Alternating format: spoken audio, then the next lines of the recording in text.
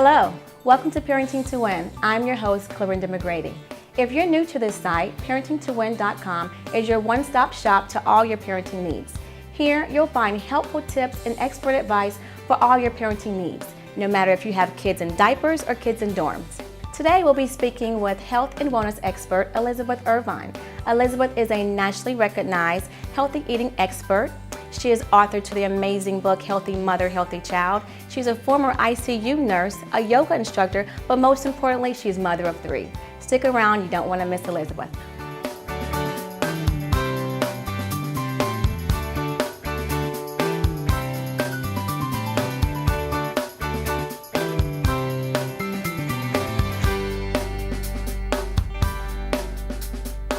Welcome back to Parenting to Win. Elizabeth, thank you so much for joining us. Thanks for having me. Elizabeth, you know what? You've got such a fascinating story about your transition into a healthy lifestyle.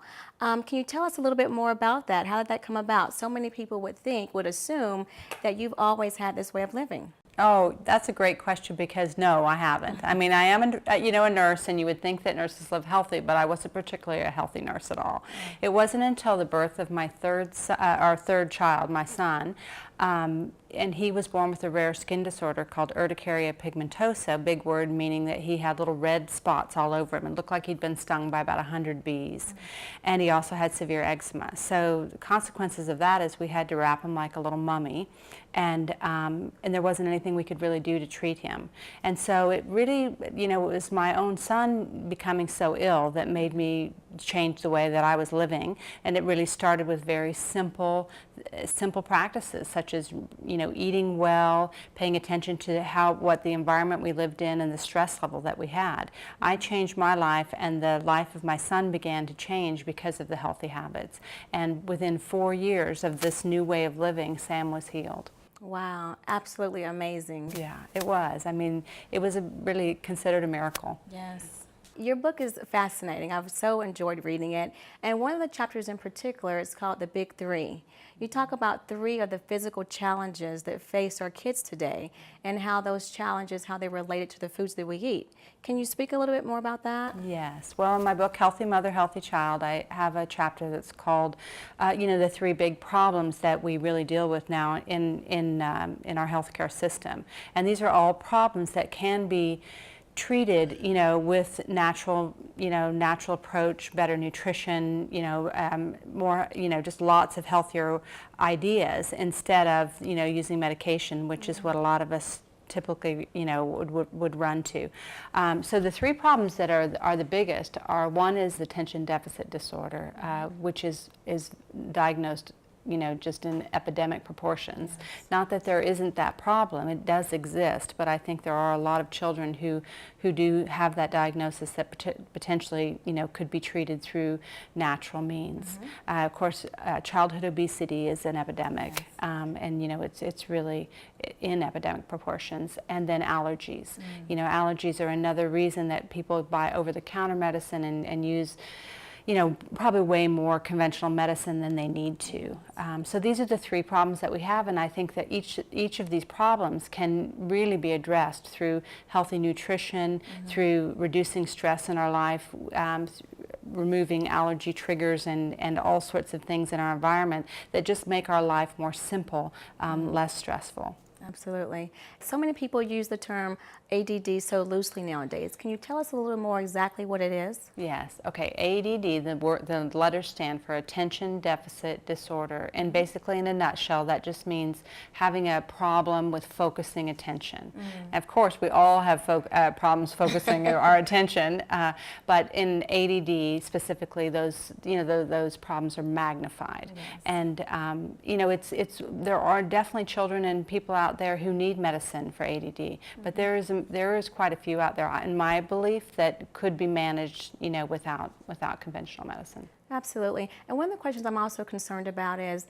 you're right, so many people run to get medicated or to self-diagnose, but what are some ways that we can exhaust all possibilities through our health and through changing our lifestyle before we have to run to medicine? Okay, that's a great a great question, because I think that America in general looks for the quick fix. And you know, if parents would take the time to, you know, observe their kids, spend time with their kids, ask their kids, you know, when they need things, rather than trying to always be ahead of them and expect them to, you know, schedule them down to the gnat's eyeball, but then wonder why they're stressed. Or, you know, the parent also has to think, I think, in terms of do as I do. And so if a mom or dad is, you know, so scheduled out and drinking caffeine and all day long, you know, and just very hyper, you know, then there's a good chance the child's going to follow in those footsteps. So if the parent can lead by example in ways of just less on their schedule, you know, a more relaxed atmosphere, healthy nutrition, I mean, real food that comes, you know, out of the ground, and you know, that isn't packaged and processed. And these simple things, they seem, you know, they seem so simple and that it wouldn't work, but honestly, when they put them together and lead by example, you know, amazing changes can happen. Absolutely. From your professional opinion, why is obesity at such an alarming rate in the United States? Why is it such an epidemic among our youth? It really is, and I think it's such a chronic problem, you know, and it takes so much on our healthcare system. You know, people who are dying from, you know, heart disease, and it's, you know, it just keeps going in this cycle. These kids are getting obese, and but the bottom line is, I really think it's that kids are eating too much and exercising too little. You know, lifestyles have changed. Even when you and I were kids, you know, we went outside and played, and we didn't have a lot of the packaged junk food. And I think we're moving away from it, but in our generation anyway, it wasn't, you know, as popular. I mean, you know, we grew up eating fruit, and it wasn't abnormal to eat an apple or a banana. Absolutely. And I think sometimes now kids don't even know what real fruit is. Yeah. You know, I want to back up a little. Can you actually define or be a little more specific about what obesity is? So many times we can visually look at someone and label them as, oh, that's an obese person. But what exactly is obesity? Right. Well, obesity would be when your body fat is actually, you know, in a certain category with your height, you know, that and your weight, and they calculate the body fat. So when you're at a higher body fat percentage in your body, then that's when they make the definition of obesity.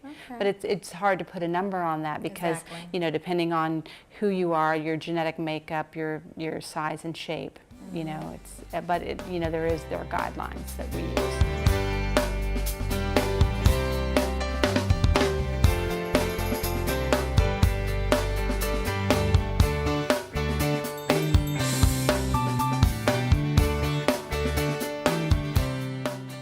One of the areas I love in your book, you mentioned 3 foods and going to the grocery store. 3 foods you should be putting into your grocery cart, 3 foods you should be getting out of your grocery cart. Can you expound a little bit on that? Yes. Let me think if I can remember what I want to tell you. But it would be, if I'm at the grocery store, you know, today, I would say that I would put, you know, anything that lives in the outside of the grocery store, so that the food that's in the outside of the grocery store is where the fresh food is. So when you're in the periphery of the grocery store, that's where your fruits, your vegetables, your dairy, and your meat and your breads are. So you want to put things in your grocery cart that are not packaged, that are not processed, and that come into the store every day. Right. If you can afford to splurge a little bit on organic, there's certain foods that, you know, would be nice to buy organic, especially meats and dairy products that you don't have hormones injected, you know.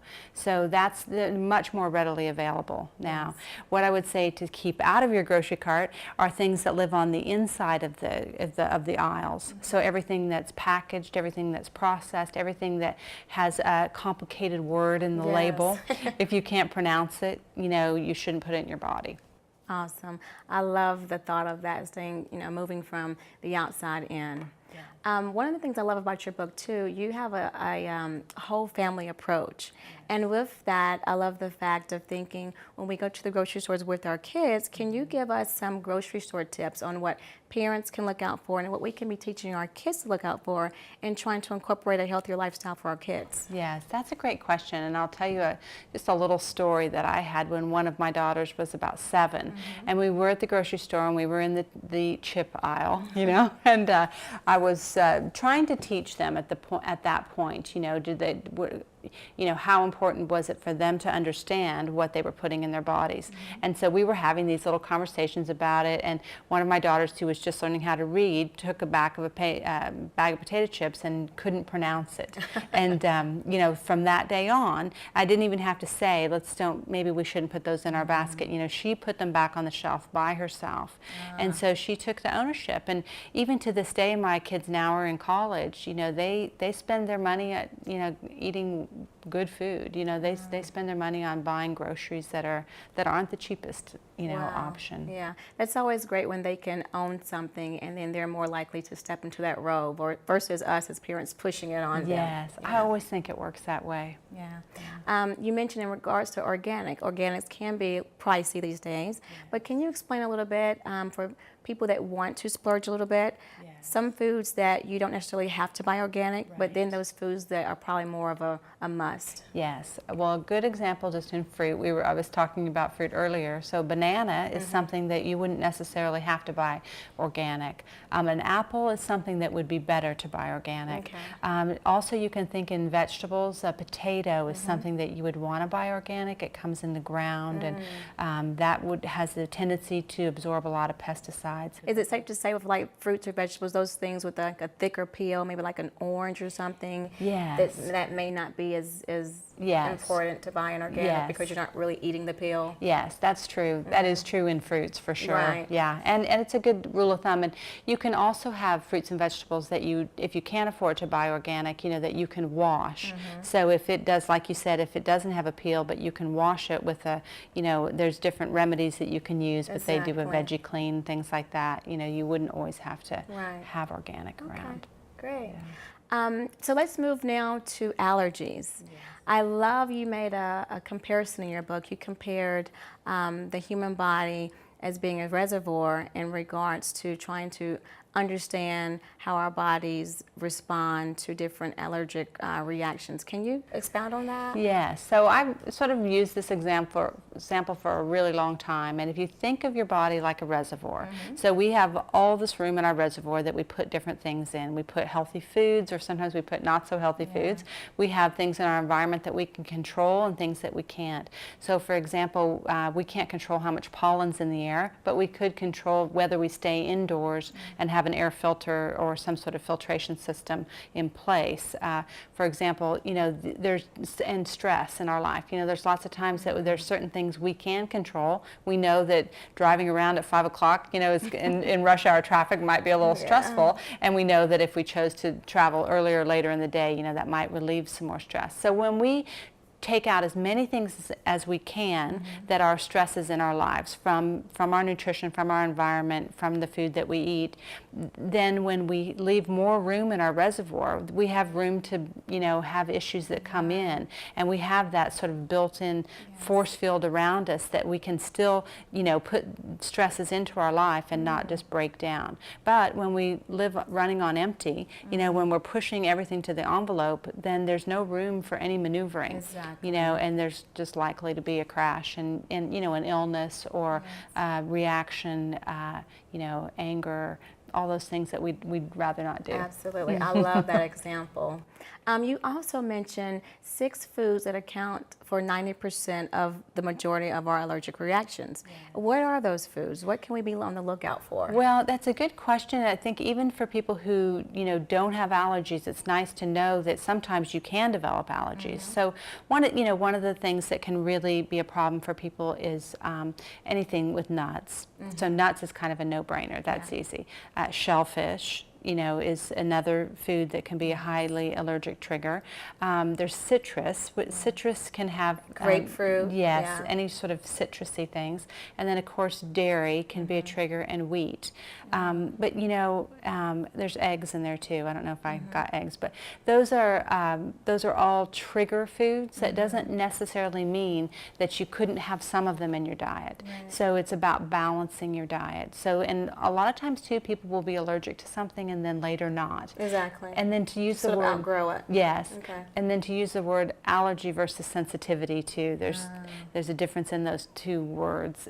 So a lot of people have food sensitivities versus then the true allergy.